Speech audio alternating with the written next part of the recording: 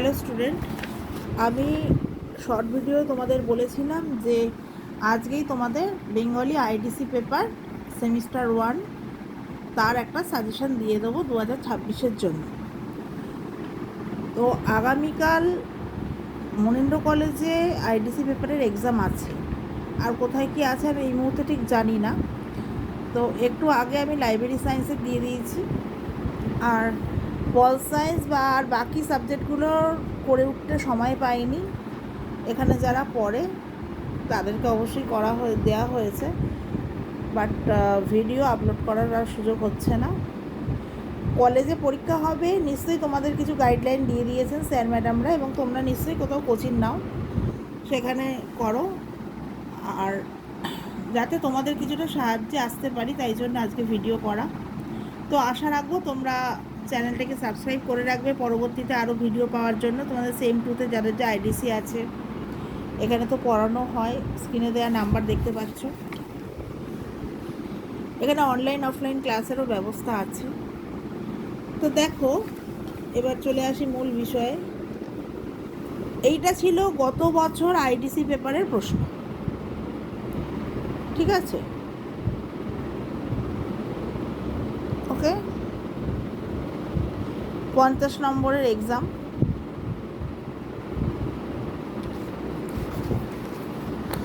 কালকে টিউটোরিয়াল আছে বোধহয় যদিও। তো এবছরের জন্য আমি একটা সাজেশন তৈরি করেছি, আশা রাখি হয়তো কমন আসবে। দেখো, গত বছর রমেশ চরিত্রটা এসেছে পল্লী সমাজ উপন্যাস থেকে। এবছর রমেশ চরিত্রটা করো, কারণ আইটিসিতে প্রশ্ন রিপিট হয়, আর যেহেতু এনইপির মাধ্যমে খুব একটা বেশি দিন হয়নি কন্টিনিউ সিলেবাস, তো রমেশ চরিত্রটা করো। আর করবে পল্লী সমাজ উপন্যাসের নামকরণ এবং রমা চরিত্রটা। আর রমা আর রমেশের যে একটা সম্পর্কের জটিলতা বা ট্র্যাজেডি, ওটা আলোচনা করবে। পল্লী সমাজ উপন্যাসে আবারও বললাম রমেশ চরিত্রটা করবে। হলো, আর একটা সমাজ চিত্রটা একটু দেখে নেব। এগুলো হলো প্রশ্নমান 10-এর জন্য। এবার প্রশ্নমান 5-এ চলে আসো। প্রশ্নমান 5-এ করবে বেনি ঘোষাল চরিত্রটা, আর বাঘ কাটার ঘটনা নিয়ে যে গুরুত্বপূর্ণ সেটা একটু সংক্ষেপে লিখবে। বিশ্বেশ্বরী বা জ্যাঠাইমা চরিত্রটা এবারের জন্য ইম্পর্টেন্ট, ঠিক আছে? আর পীরপুরের প্রজারা যে ছোটবাবু বলতো রমেশের সঙ্গে তাদের একটা পরিচয়, সেটা একটু সংক্ষিপ্ত দেখে রাখবে। আর আমি অবশ্যই বলবো, এতদিন হয়ে গেছে তোমরা নিশ্চয়ই উপন্যাসটা পড়ে নিয়েছো। আছে নবান্ন নাটক আর ছোট গল্প, টেক্সটগুলো একটু ভালো করে পড়ে রাখবে, কেন তোমরা জানো 15 নম্বরে শর্ট প্রশ্ন থাকে কিন্তু।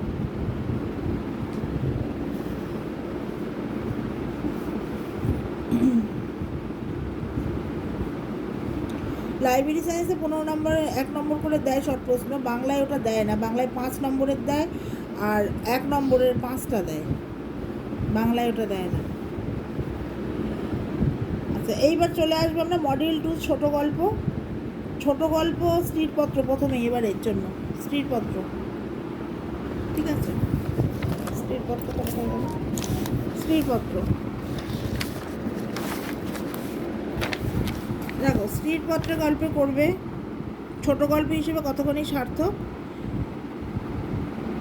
এই গল্পে রবীন্দ্রনাথ নারী মুক্তির যে বার্তা দিয়েছেন, সেটা এই অ্যান্সারটা। ওকে, তারপর চলে আসবে খুব ইম্পর্টেন্ট গল্প আদাব। আমরা জানি দুটো সম্প্রদায়ের মানুষ, তাদের মধ্যে গড়ে উঠেছিল ক্ষণিকের আলাপ।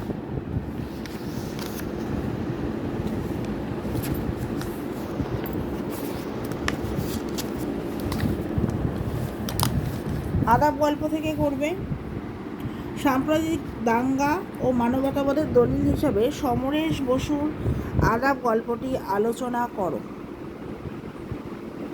ঠিক আছে?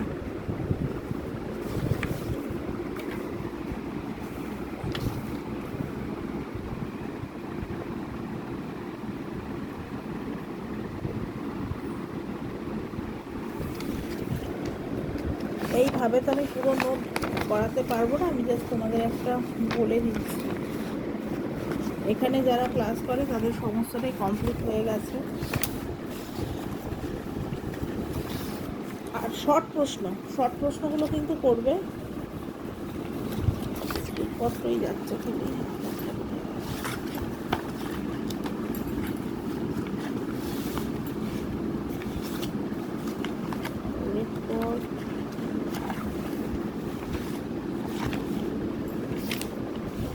আর একটা কথা চাপা পড়ে গেছে, দেখতে পাচ্ছি না এই মুহূর্তে।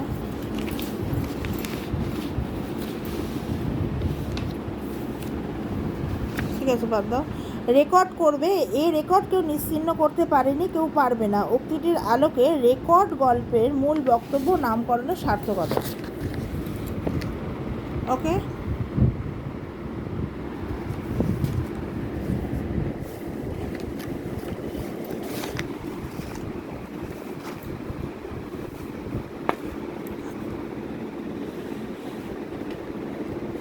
দেখো রেকর্ডের এই প্রশ্নটা বললাম না, সব কিছু এখানে করানো হয়ে গেছে।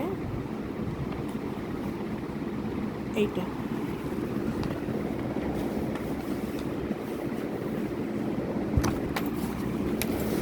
আচ্ছা, এরপর অন্তঃসলীলা। অন্তঃসলীলা গল্পে করবে সাবিত্রী রায়ের অন্তঃসলীলা গল্প অবলম্বনে শকুন্তলা চরিত্রটি। ঠিক আছে, শকুন্তলা দেবীর চরিত্রটি আলোচনা করো। ইম্পর্টেন্ট প্রশ্ন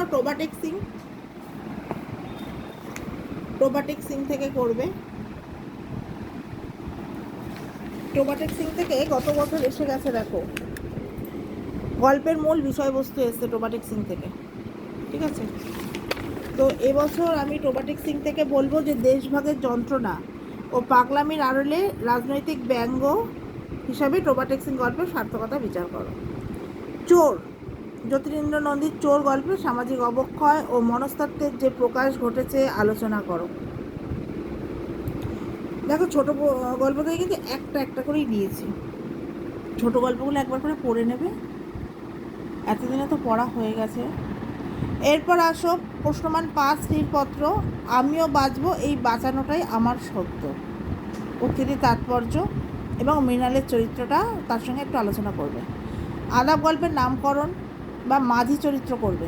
মাঝি চরিত্র প্রোবাটেক সিংয়ের ভীষণ সিংয়ের পাগলামি ও তার মৃত্যুর দৃশ্যটা, যে দুই দেশের মাঝখানে দুটো যে মাঝখানটায় দাঁড়িয়ে মারা গেল। অন্তঃসলীলায় শকুন্তলা দেবী শেষ পর্যন্ত তার সিদ্ধান্ত পরিবর্তন করলেন কেন, সেটা করবে। রেকর্ড গল্পে পুলিশের ভূমিকা। চোর গল্পে চোরটি কে এবং কেন সে চুরি করেছিল। এরপর খুব ইম্পর্টেন্ট নবান্ন নাটকে চলে আসছি। পল্লী সমাজ বলে দিয়েছি।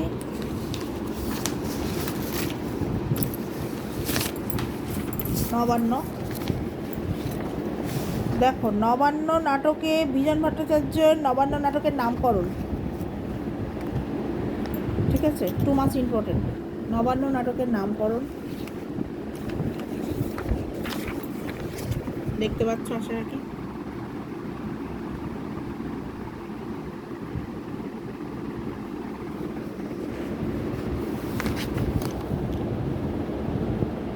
বাংলা গণনাট্য আন্দোলনের ধারায় গণনাট্য হিসেবে নবান্ন নাটকের ঐতিহাসিক গুরুত্ব।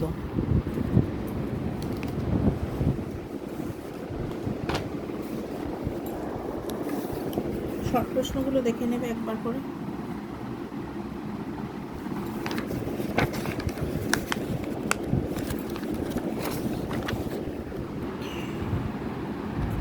একটু ভিডিওতে তো পুরোটা করানো যায় না, এত বড় সিলেবাস। চ্যানেলে কিছু কিছু নোট আপলোড করা আছে, দেখে নিও।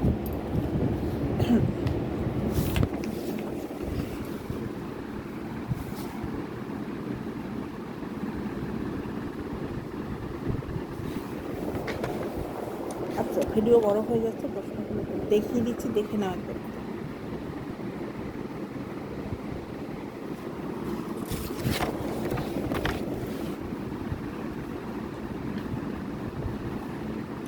আশা রাখছি এগুলো পড়লেই কমন পেয়ে যাবে। সবার পরীক্ষা ভালো হোক, অ্যাডভান্স বলা রইল। Thank you.